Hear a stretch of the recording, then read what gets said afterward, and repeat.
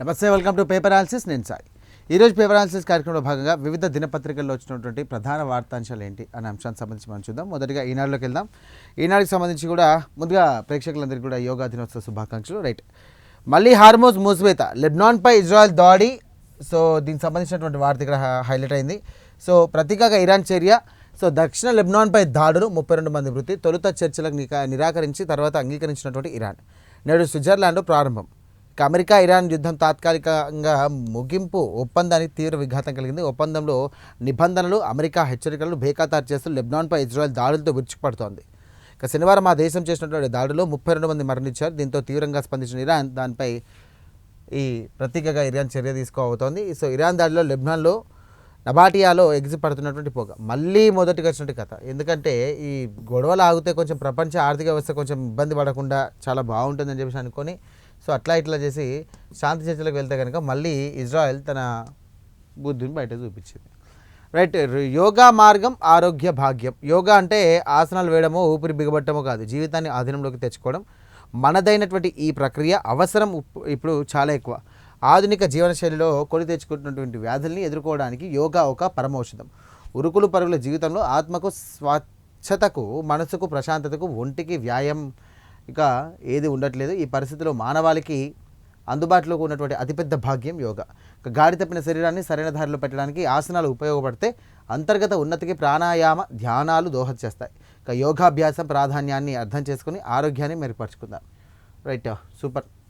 యోగా చేస్తే కనుక మన లైఫ్లో కొంచెం బెటర్గా ఉంటుందని చెప్పేసి అంటూ ఉన్నారు. రైట్, మీ కష్టంలో తోడుంటా. రాష్ట్రంలో ప్రతి రైతులకు కూడా ఆదుకుంటా. వారి కష్టాలను తెలుసుకోవడానికి ప్రతి ఇంటికి కూడా ప్రజాప్రతినిధి వస్తారు. ప్రకృతి సేద్యంతో సాగును మరింత పరిపుష్టం చేయాలి. పీఎం కిసాన్ అన్నదాత సుఖీభవ సభలో సీఎం చంద్రబాబు. రాష్ట్రంలో రైతులందరికీ కూడా మనస్ఫూర్తిగా హామీ ఇస్తున్నా, మీ కష్టంలో తోడుంటా, ప్రతి ఒక్కరిని కూడా ఆదుకుంటానని చెప్పేసి నిన్న ఇటు పల్నాడు జిల్లాలో పర్యటించినటువంటి సీఎం చంద్రబాబు చెప్పినటువంటి వ్యాఖ్యలు. రసాయన ఎరువులు, క్రిమి సంహారక మందులు విరివిరిగా వాడుకుంటూ కాపాడుకోవాలి. ప్రకృతి సేద్యంతో సాగును మరింత పరిపుష్టం చేయాలి అని ముఖ్యమంత్రి చంద్రబాబు అన్నారు. అన్నదాతల కష్టాలు తెలుసుకునేందుకు త్వరలోనే ప్రతి రైతు ఇంటికి ప్రజాప్రతినిధులు వస్తారంటూ ఆయన తెలియజేశారు.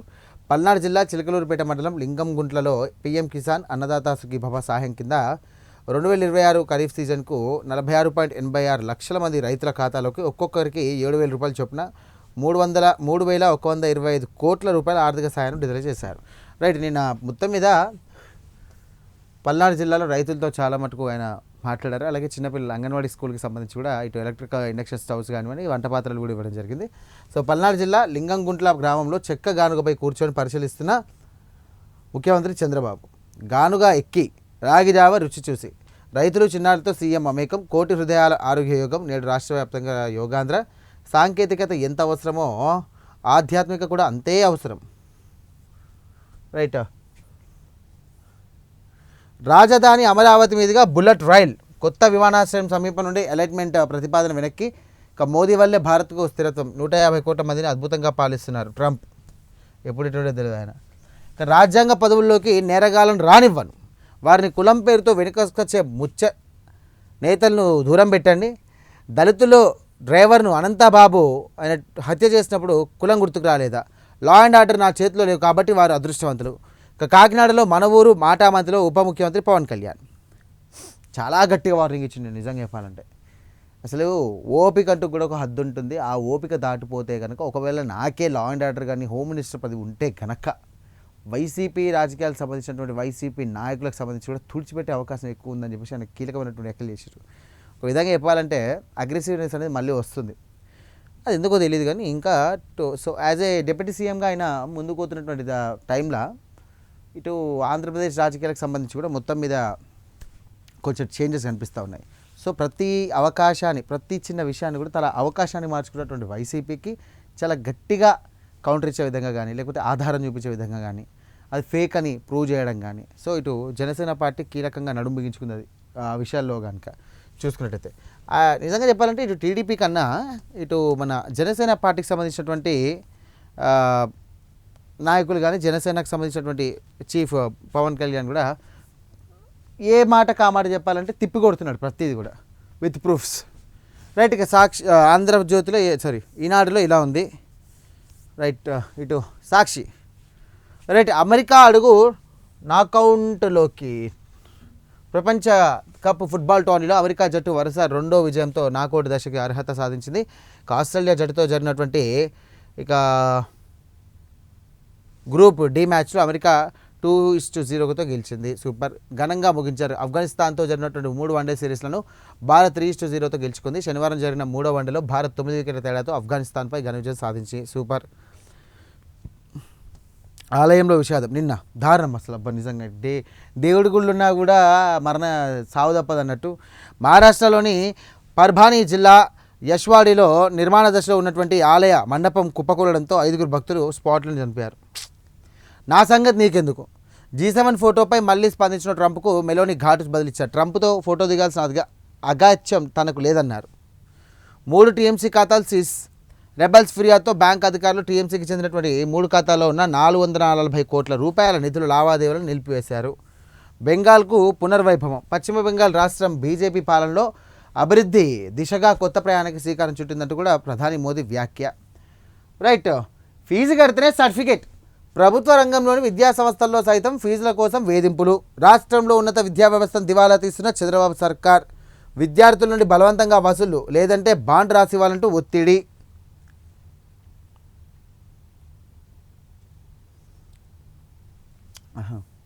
ఏదో ప్రూఫ్ దొరికినట్టుంది. కథ మీకు అయిపోయి 2-3 రోజులకి ఇదే ఉంటుంది సార్.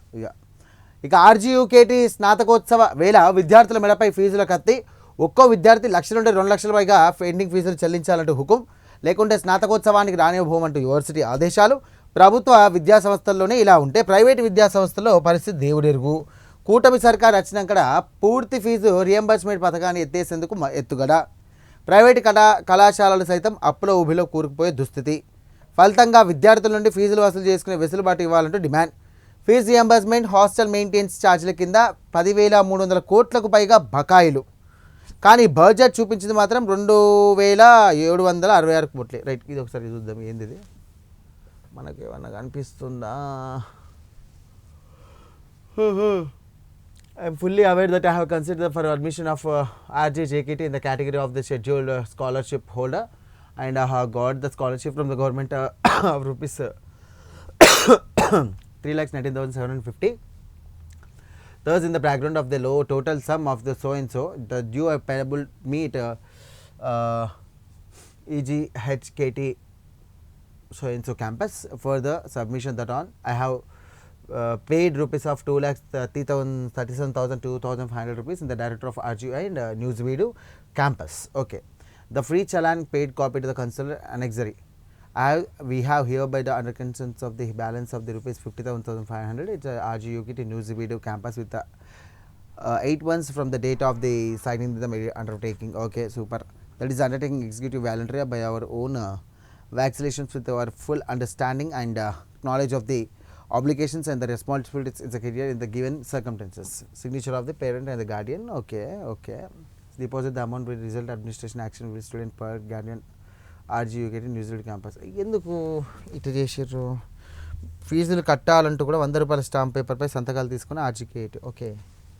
స్కాలర్షిప్ వచ్చినాక మళ్ళీ ఎందుకు ఫీజు కడితే సర్టిఫికేట్ అంటే? స్కాలర్షిప్ ఉంది కదా ఇంకా, మళ్ళీ స్కాలర్షిప్ వచ్చినాక ఇదంతా పెద్ద కథ ఎందుకు చూడాలి మరి ఏందో. Hello India. ఆంధ్రప్రదేశ్లో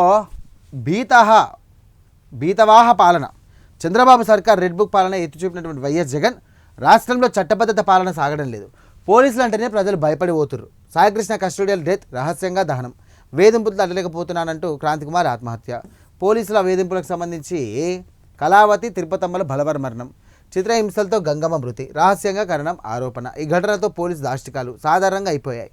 కోడి కోసేశారు, మేకను కోసేశారని చిన్న చిన్న ఆరోపణలకే ప్రతిపక్ష పార్టీల కార్యకర్తలకు వేధింపులు.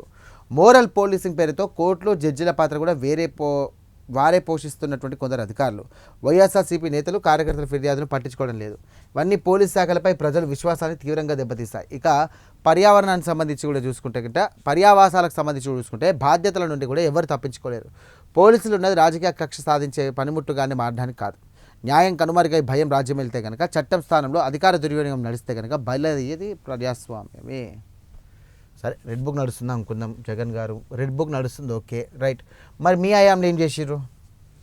మీ హయాంలో కూడా వైఎస్ జగన్మోహన్ రెడ్డి హయాంలో కూడా క్రైమ్ రేటు ఒక దారుణమైనటువంటి స్టేజ్కి పోయింది. ఎక్కడ పడితే ఆలయాల మీద దాడులు, రోడ్ల మీద నరుక్కోవడాలు, చంపుకోవడాలు, కత్తులతో శైర విహారం, గంజాయి బ్యాచ్, డ్రగ్స్ బ్యాచ్, రోజు కనీసం కొన్ని కేజీల గంజాయి దొరికింది, అసలు న్యూసే లేకపో. సరే ఎంతసేపు సరే సాయి కృష్ణకు సంబంధించినటువంటి అంశం చూసుకుంటే ప్రభుత్వం స్పందించింది. యాజ్ ఏ ఎక్స్ సీఎంగా మీరు అక్కడికి వెళ్ళాల్సింది కాదు, వాళ్ళని మీ దగ్గర పిలిపించుకునేది ఉండే, లేదంటే వాళ్ళకి అపాయింట్మెంట్ ఇచ్చేది ఉండే. మీరు వెళ్ళడం దానివల్ల ఏమవుతుందంటే అది రాజకీయంగా మీరు వాడుకున్నారేమో అనే ఉద్దేశం వస్తుంది. రైట్, పక్కా ప్లాన్, సూత్రధారులు ఎస్కేప్, ఒక్క సీఐనే బాధ్యులు చేసి పోలీసు పెద్దలను తప్పించేలా కుట్ర. రైట్, ఇందుకు తగ్గట్టుగా బాధితుల నుండి ఫిర్యాదు స్వీకరణ, అదే దిశగా కొనసాగుతున్న దర్యాప్తు. రెండో రోజు కృష్ణలంక స్వర్గపూరిలో పోలీసుల విచారణ. సాయి కృష్ణను మార్కాపురం నుండి పట్టుకొచ్చామన్న టాస్క్ ఫోర్స్ పోలీసులు, కీలకంగా వారున్న వీరి స్టేట్మెంట్లు. సాయి కృష్ణ ఆచూకీ తెలియదంటూ ఈ నెల 15న కోర్టులో చెప్పిన ఏజీపీ. కేసును పక్కదారి పట్టించేందుకు ప్రభుత్వం నానా తంటాలు. ఓకే, క్రాంతికుమార్ మృతిపై సిబిఐ విచారణ జరపాలి. దళితులపై వరుస దాడులు దారుణం. చంద్రబాబు, లోకేష్, పవన్ కళ్యాణ్ క్షమాపణ చెప్పాలి. వైఎస్ఆర్సీపీ నాయకుల డిమాండ్. క్రాంతి కుటుంబ సభ్యులకు పరామర్శ. దళిత మహిళ లాకప్ డెత్పై ప్రత్యక్ష సాక్షి వాంగ్మూలం తీసుకోండి, మెజిస్ట్రేట్కు హైకోర్టు ఆదేశం. ప్రాణాపాయ స్థితిలో ఉన్నటువంటి ప్రత్యక్ష సాక్షి బేగిరి దుర్గప్ప గంగమ్మ మృతి కేసులో కీలక పరిణామం. స్వయంగా ఆసుపత్రికి వెళ్ళి వాంగ్మూలం తీసుకోవాలన్న ధర్మాసనం. వాంగ్మూల నివేదికను కూడా ఈ నెల 23న తమ ముందుంచాలంటూ కూడా మెజిస్ట్రేట్కు స్పష్టీకరణ.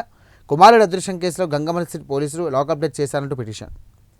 ఇక దుర్గప్పని సైతం తీవ్రంగా టార్చర్ చేశారంటూ హైకోర్టుకు నివేదన.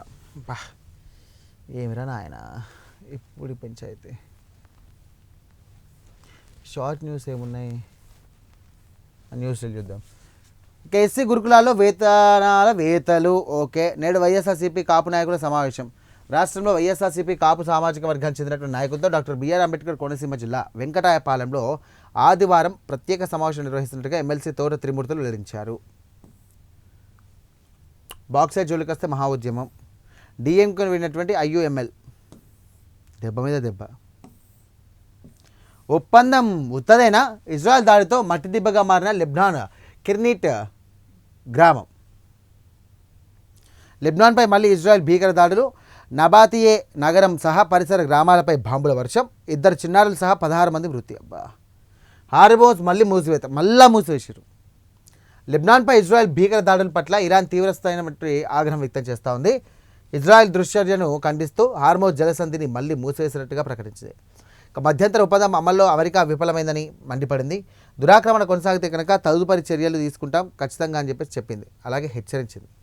మరోవైపు అమెరికాతో అది ఆదివారం స్విట్జర్లాండ్లో జరిగే చర్చల కోసం తమ ప్రతినిధులను కూడా వెళ్తున్నప్పటికీ అక్కడ ఏదో ఒక పెద్ద ఒప్పందం కుదురుతుందన్న నమ్మకం లేదంటూ కూడా ఇరాన్ తేల్చి చెప్పేసింది. నిమిషం ఆలస్యమైన నో ఎంట్రీ. నేడు దేశవ్యాప్తంగా నీట్ యూజీ పరీక్ష. రాష్ట్రంలో 185 పరీక్షా కేంద్రాలు. హాజరు కానున్న 65,000 మంది. ఇక మే 3న జరిగిన నీట్ ప్రశ్నాపత్రం లీక్ కావడంతో సర్వత్రా ఉత్కంఠ. నాగ్పూర్ విద్యార్థికి అబుదాబులో ఎగ్జామ్ సెంటర్. సూపర్. ప్రధాన్ రాజీనామా చేసేదాకా కదలం. సీజేపీ వ్యవస్థాపకుడు అభిజిత్ దీప్కే స్పష్టీకరణ. ఇక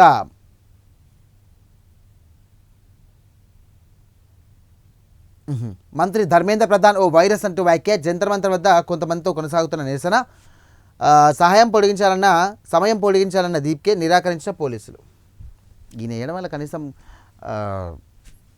ఏమంటారు మార్పు రావచ్చో కూడా తెలియదు, కానీ ఆయన చేసేది అయితే చేస్తున్నాడు. ఓకే, ఇదం జగత్. ఏంటబ్బా ఇదం జగత్? మన జగన్ గారు మాట్లాడారు కదా, పోలీస్ వ్యవస్థ నిద్రపోతుంది, మొత్తం కొమ్ముగాస్తుంది అని చెప్పేసి ఆ కాన్సెప్ట్లు వేసారు. ఈ బ్యాచ్లు ఉంటాయి కదా, ఈ బ్యాచెస్ అని సర్వీస్ బ్యాచెస్ కావాలి, సర్వీస్కి సంబంధించినవి పుర్రెలు. ఏపీ పోలీసులు బా ముద్దు నిద్ర అన్నట్టు. రైట్, సర్ ప్రక్రియ అక్రమాలు, లోపాలమయం. ఎన్యుమరేషన్ ఫారాల సేకరణలో గందరగోళం. ప్రజలకు అవగాహన కల్పించడంలో కూడా యంత్రాంగం విఫలం.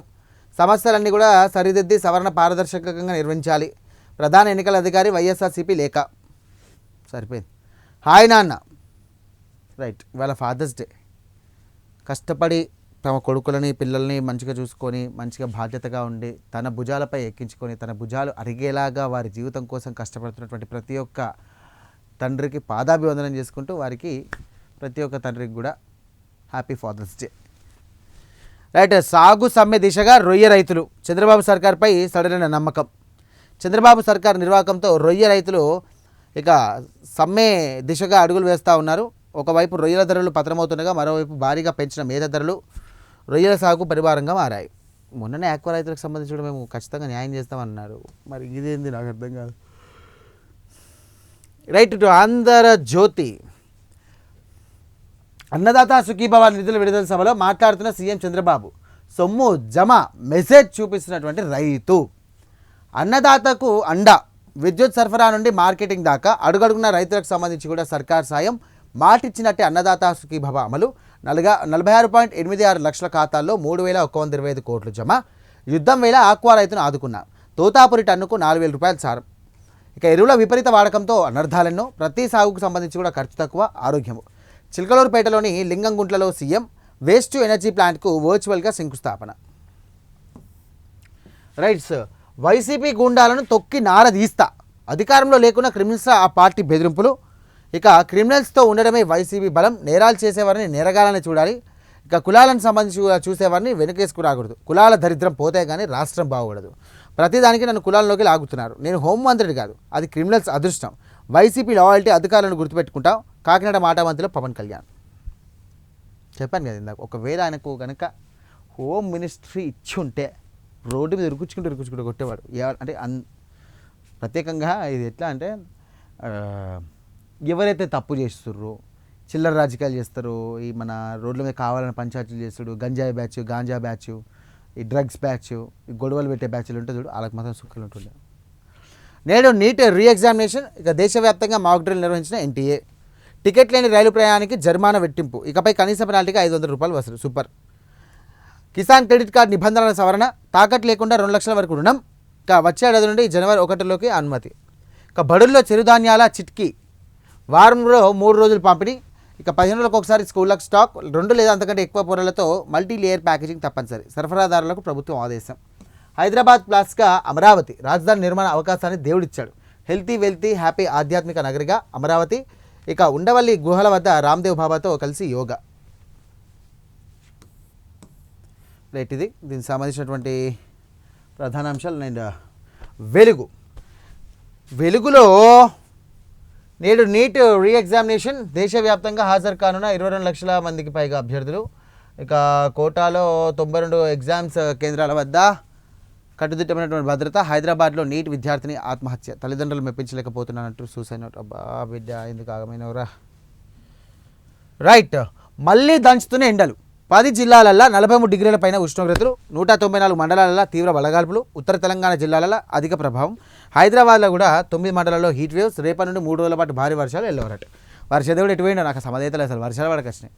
నిన్న రాత్రి ఏదో రాత్రి పడ్డది, కొంచెం లైట్గా పడ్డది. కానీ ఈ టైంకి ఒక 3 జోపులు జోపాలి వాన. మెరుగైపోయినాక అంటే మృగశిర కార్త అయిపోయినాక ఈ పాటికి ఒక 4 వర్షాలు పడితే, గట్టిగా పడితే పొలము వేసేటోళ్ళు ఆల్రెడీ తుకం వేసిర్రు, పత్తి ఇత్తనాలు పెట్టిర్రు. ఏమైనా వర్షం రాకపోయని చెప్పి స్ప్రింక్లర్లు పెడుతున్నారు, ట్యాంకులు బట్టి నీళ్ళు పోతారు. వర్షాకాలం గిదం గడవచ్చే. అది ఎల్లినో అనే ప్రభావం వల్ల ఈ యొక్క వాతావరణంలో పెద్ద మార్పులు వస్తాయని చెప్పేసి ఇటు అంటారు. అంటే ఈసారి అనుకున్నంత వర్షాలు పడేట, ఇదే దగడు ఉంటుందని చెప్పేసి అంటారు. చూడాలి మరి. ఒకవేళ వర్షాలు పడకపోతే మాత్రం కింద అడుగంటిపోతుంది మొత్తం. భూగర్భ జలాలు గంగలు కలిస్తాయి. సరే, రైతులైతే ముందే ఇప్పుడిప్పుడు ఇత్తనాలు నాటకూరి. ఒక 2-3 వర్షాలు కానివ్వరి. జూలై 10 తారీఖు తర్వాత మంచిగా వర్షాలు ఉన్నాయని చెప్పేసి అంటారు వాతావరణ శాఖలు. చూద్దాం.